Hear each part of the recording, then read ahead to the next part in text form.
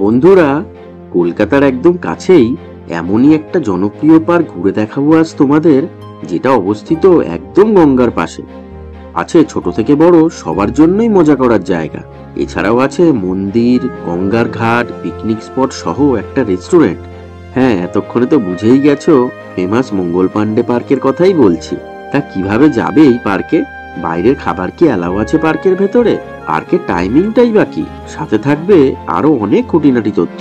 চলো তাহলে দেরি না করে ভিডিওটা একদম প্রথম থেকে শুরু করা যাক। ভিডিওটা ভালো লাগলে চ্যানেলটা সাবস্ক্রাইব করতে ভুলো না কিন্তু।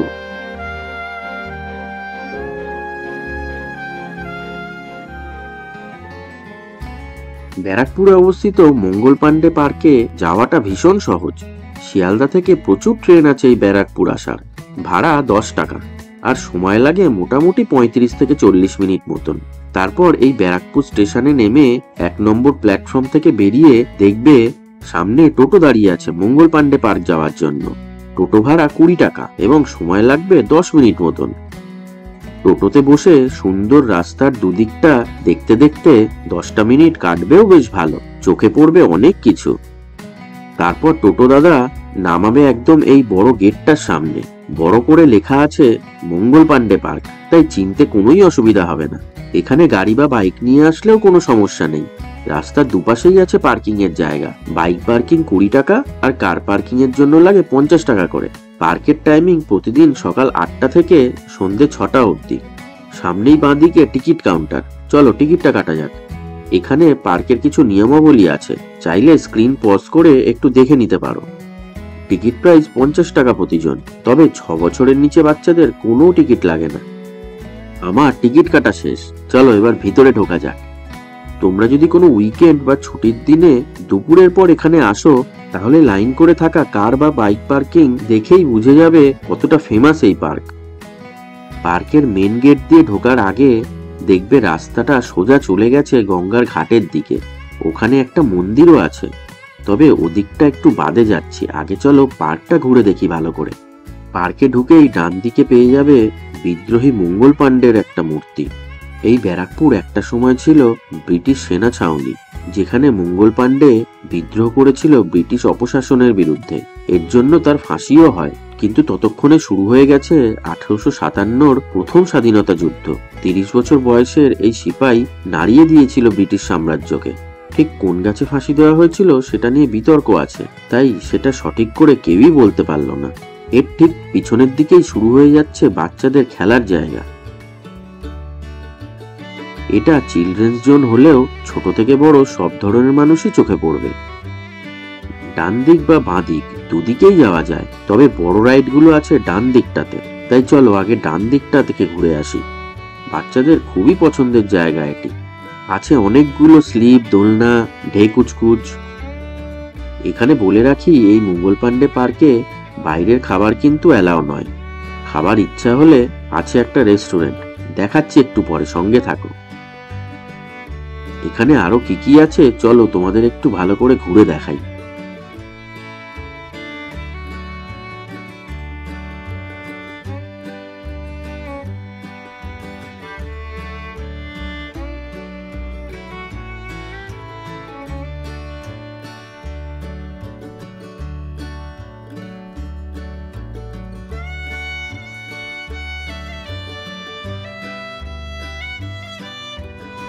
ঘাস দিয়ে বানানো এইরকম সুন্দর সুন্দর স্ট্যাচুগুলোকে কি জানি বলে, বেশ একদম ভুলে যাচ্ছি।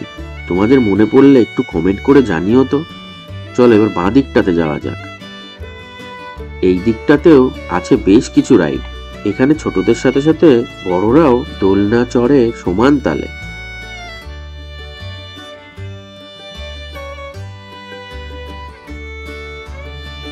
চলো চিলড্রেন্স পার্কটা তো দেখলাম, এখান থেকে বেরিয়ে আর কি কি আছে দেখা যাক এই মঙ্গল পান্ডে পার্কে। চারিদিকে সবুজ আর সবুজ। এই পার্কে আসলে এই রকম সবুজের সমারোহের মাঝে অক্সিজেনটা যে একদম বিশুদ্ধ পাবে সেই বিষয়ে কিন্তু কোনোই সন্দেহ নেই। সামনে চোখে পড়লো বিশাল বড় বড় দুটি জিরাফের স্ট্যাচু। আর এই জিরাফ দুটোর সাইজ কিন্তু একদম আসল জিরাফের মতোই বানানো হয়েছে। পাশে আছে একটা খোলা মাঠের মতন জায়গা, দেখেই মনে হচ্ছে সুন্দর ঘাসের মধ্যে একটু শুয়ে পড়ি। বাহ, পাশে এটা দেখে মনে হচ্ছে একটা বেশ বড় মাপের ফোয়ারা হতে চলেছে এখানে।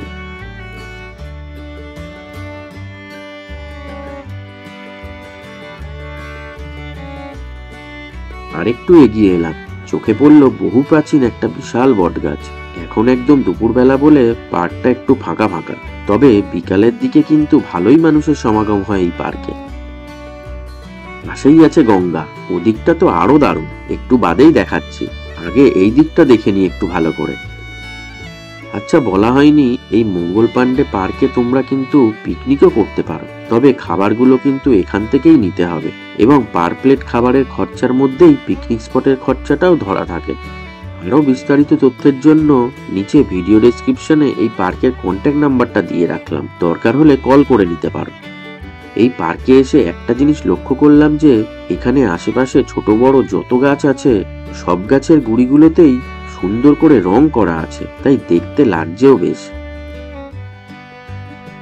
এইখানটা হলো শরীর চর্চা করার জায়গা, মানে এটাকে একটা ওপেন এয়ার জিমও বলতে পারো। আজকাল অনেক পার্কেই এরকম এক্সারসাইজ করার ইনস্ট্রুমেন্ট চোখে পড়ে, তোমাদের দেখাই একটু ভালো করে।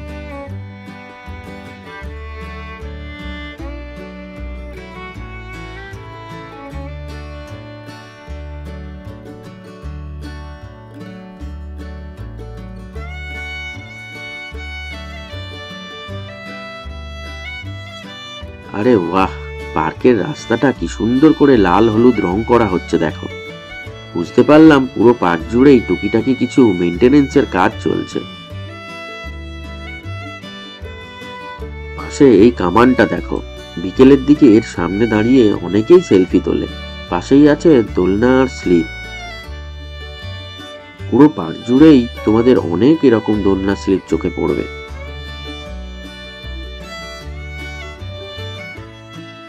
চলো এবার এখানকার মূল আকর্ষণ সেই গঙ্গার দিকটাতে যাওয়া যাক।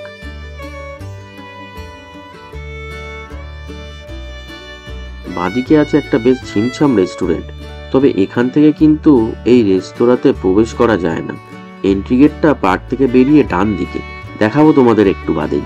এখন এখান থেকে এক ঝলক তোমাদের একটু দেখিয়ে দিচ্ছি।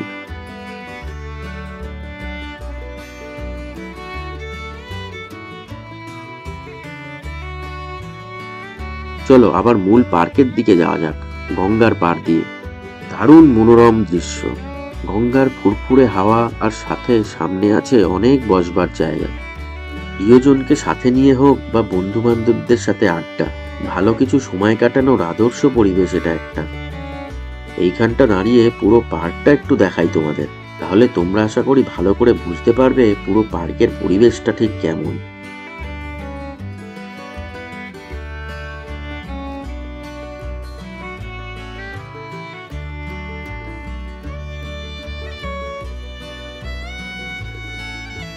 আচ্ছা, বলতে ভুলে গেছি, পার্কে ঢোকার গেটের পাশেই আছে নারী ও পুরুষের পৃথক টয়লেটের ব্যবস্থা। এখন দুপুরবেলাতে ভালোই রোদ থাকায় সিটগুলো খালি, তবে রোদ কমলেই এখানে সিট পাওয়া মুশকিল হয়ে পড়ে বিকেলের দিকে। এবার পার্কের শেষ প্রান্তের দিকে যতই বেশি এগোবে ততই কাপলদের সংখ্যা বাড়তে থাকবে, তাই ওদিকটা আর দেখাচ্ছি না তোমাদের, কারণ কারো প্রাইভেসি হ্যাম্পার করার কোনোই ইচ্ছা নেই আমার। তবে হঠাৎ চোখে পড়লো যোগা জোন, শুনেছিলাম এখানে ভোরের দিকে নাকি যোগা সেশন হয়।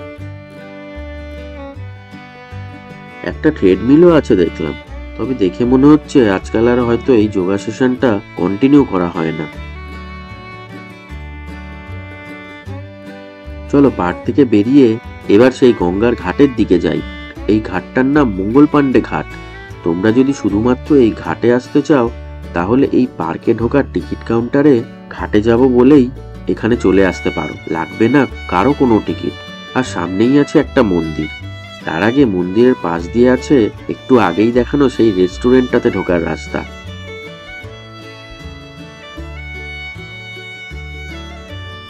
রেস্টুরেন্টটার নাম রসোই কিং। ফোন নাম্বারগুলো তো দেখতেই পাচ্ছ, দরকার হলে একটা স্ক্রিনশট নিয়ে রাখতে পারো। এই রেস্টুরেন্টটার বিশেষত্ব হলো এটা একদম গঙ্গার পাশে, তাই গঙ্গার হাওয়া খেতে খেতে খাবার খাওয়ার মজাটাই আলাদা এখানে।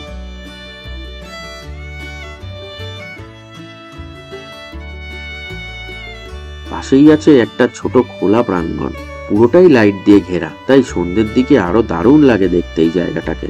আছে এইরকম কিছু সেলফি পয়েন্টও।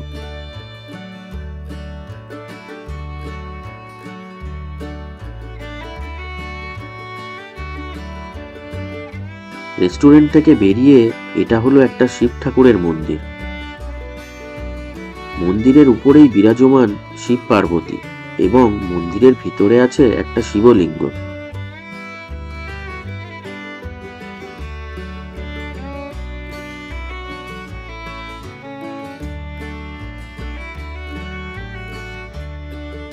আর এটাই হচ্ছে সেই মঙ্গল পাণ্ডে ঘাট।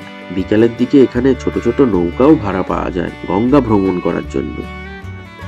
ঘাটে নেমে একটু গঙ্গার জল মাথায় ছিটিয়ে এবার বাড়ি ফেরার পালা। তা কেমন লাগলো ভিডিওটা কমেন্ট করে জানিও। ভিডিওটা ভালো লাগলে একটা লাইক করে দিও আর শেয়ার করে দিও প্রিয়জনদের সাথে। আর প্রথমবার যারা আমার ভিডিও দেখছো তারা তো আশা করি এতক্ষণে চ্যানেলটাকে সাবস্ক্রাইব করেই নিয়েছো। আজকের মতো তাহলে টাটা।